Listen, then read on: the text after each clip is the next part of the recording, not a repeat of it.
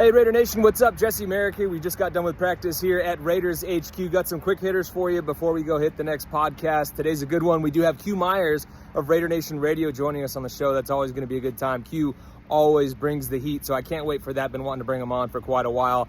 Now, in terms of practice, we got a lot to talk about. Tyree Wilson having another really good day. This has been a big week for him. He played really well in the game against the 49ers. And today was honestly all over the place in practice. In team, back-to-back snaps, had two really solid reps. On one of them, winning with speed, getting inside for what would have been a tackle for a loss, possibly a sack. I can't remember for sure on that exact play. But then later, rushes a pass, forces an incompletion. Then in one-on-ones, back-to-back reps against Dylan Parham. He beats him with speed one time. And then another time as well, just with flat power, pushed him right back into where the quarterback would have been in that specific drill. So the guy is kind of, looks like he's leveling up. Maybe it's the coaching, whatever it is, but it just seems like he's so much more comfortable. I tweeted this out up at the podium, like just a different vibe to him. And so take that for what you will, but it's just something that was so noticeable.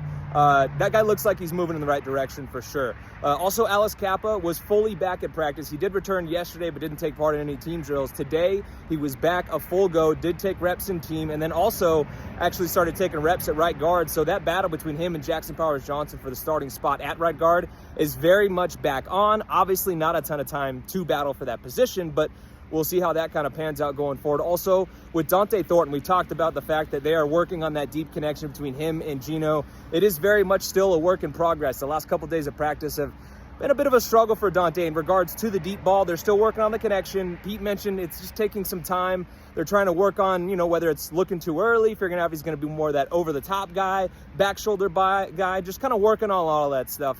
It's taken time, again, luckily it's August 20th. There is still a couple more weeks till the season starts.